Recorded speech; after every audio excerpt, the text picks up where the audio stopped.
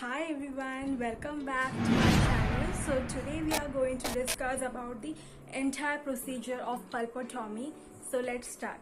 What is pulpotomy? Pulpotomy is nothing but the complete removal of the coronal portion of the pulp, after which a particular dressing is placed which will stimulate the process of healing and thereby preserving the vitality of the pulp. Usually, the procedure of pulpotomy is performed in the primary and the young permanent tooth. Okay, so let's see the indication for the pulpotomy. The first and the foremost is the cariously exposed primary tooth, okay, or the young permanent tooth, when its prevention is very much important rather than doing the extraction. So in such situations we opt for pulpotomy. The second is the vital tooth in which or in the carious tooth in which the periodontium is healthy. So in such situations it is better to do the pulpotomy. The third point is if the patient is having mild discomfort or mild pain, but that pain should not be spontaneous or it should not extend even after the removal of the stimulus, okay. And the last one is the tooth which is restorable. So these are the indications of the pulpotomy. So now let's see the contraindications of the pulpotomy.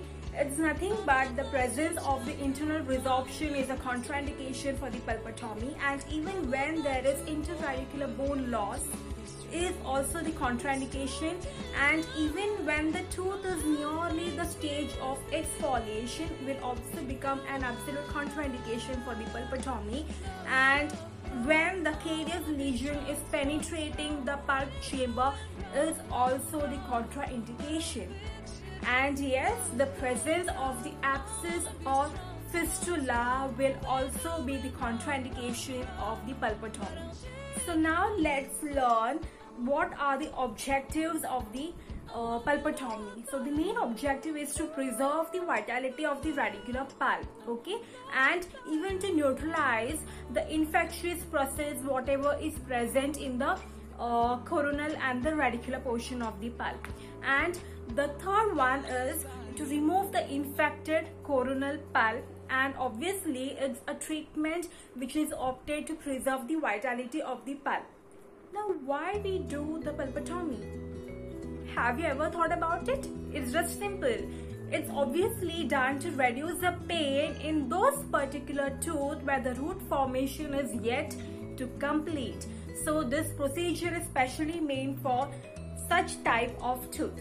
Okay, so let's see what is this formocresol solution made up of. It's made up of 19% formaldehyde, 35% of cresol and 15% of the glycerin, which act as a vehicle for the solution. And the 1:5 concentration of this solution is called as the Buckley's solution. So I will show you how to prepare the solution which is required for this treatment. Just mix 3 parts of glycerin plus 1 part of the distilled water with the 4 parts of the Buckley solution, so that you will get a 1 part of the solution which we actually require for the treatment, okay. Now mix it thoroughly so that every content of it gets mixed very well. What is the action of formocresol? It causes the coagulation necrosis of the tissue which is present adjacent to the pulpal tissue where we are going to apply the solution, so that it will automatically fix or kills the inflamed cells and even the microorganisms.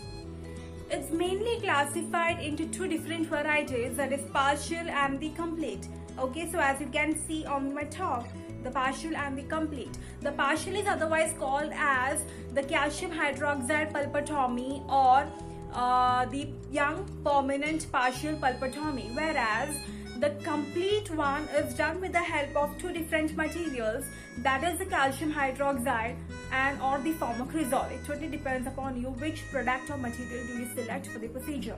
So let's see what is the procedure of the pulpotomy. First and the foremost is you have to anesthetize the tooth which you have selected for the treatment.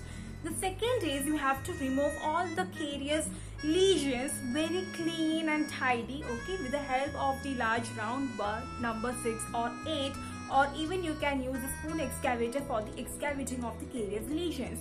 The next one is you have to de-roof the pulp chamber, okay. You have to remove the dentin which will be present over the roof of the pulp chamber. The next point is there will be excessive bleeding obviously. Then how to stop this bleeding? You just have to moist your cotton palate with the help of the formocresol solution which we have prepared. Do you remember? Yes, exactly. We have to just place it over the pulp chamber for about 3 to 5 minutes. Please apply the pressure while doing this procedure, okay. See that after 3 to 5 minutes, please note that the hemostasis has been achieved. Then you have to dry the pulp chamber with the help of the cotton pallet, and then place a zinc oxide eugenol dressing over it which will act as a tight bacterial seal. And after that you need to place the permanent restoration. So this is how it comes. First you will place the zinc oxide eugenol, and then over it you will place the zinc phosphate cement which will act as a tight seal, okay, or which will seal the cavity preparation whichever you have done. And above that you will place the composite restoration or else the stainless steel crown. And after this entire procedure you need to obviously take an X-ray to see that your procedure has been very neat and tidy, okay. So taking an X-ray after every treatment is very mandatory for you all. So do you remember I have explained a term that is a partial pulpotomy?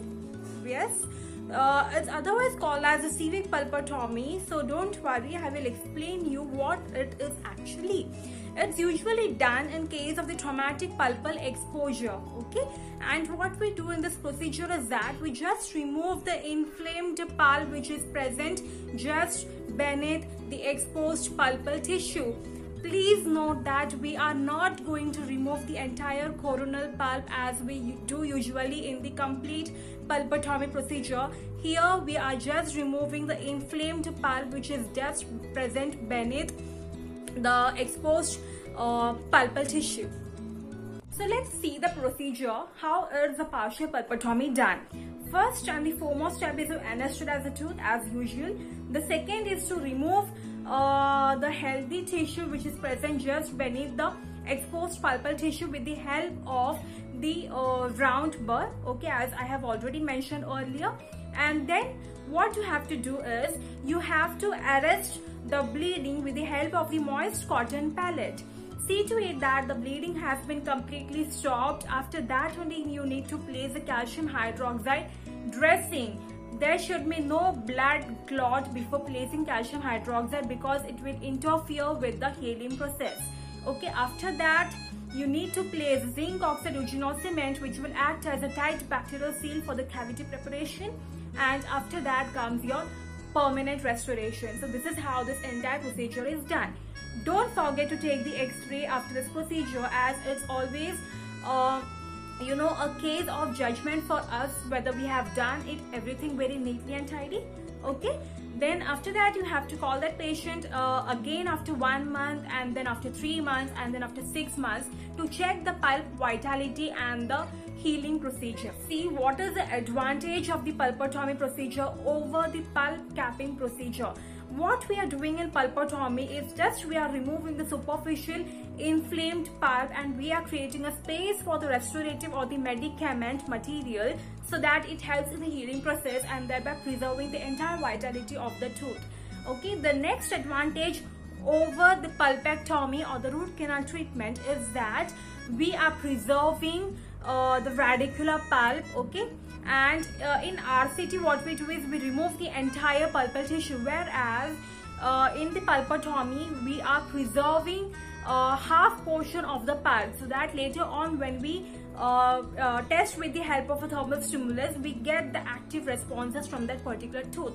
So these are the two main advantages of the pulpotomy. So I hope that you are very clear with the concept, and for those viewers who haven't seen my direct pulp capping and indirect pulp capping videos, the link I have shared in my description box so that you can go through it later on.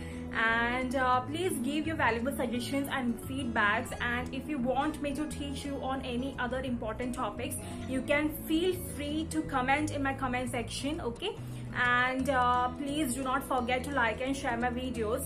And obviously, if there are anyone who haven't subscribed my channel yet, please do subscribe, and please remember to subscribe my channel and also click on the bell icon button so that you will be notified as I upload many important videos, so that you don't miss any of them.